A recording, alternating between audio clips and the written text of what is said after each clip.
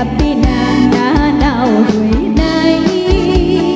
không chỉ ai biết dòng khắp đây là nào bóng lưng bói nó biết rằng chính xác lấy ta dòng dễ lao biêu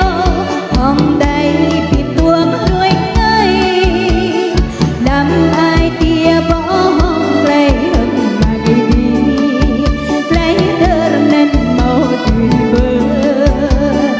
gió mùa cơ bay khắp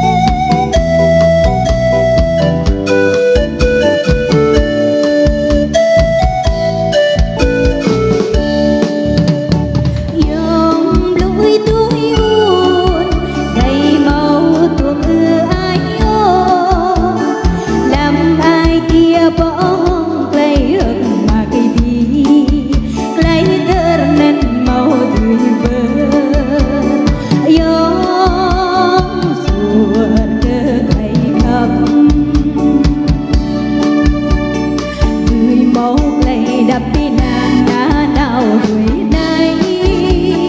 không chỉ ai biết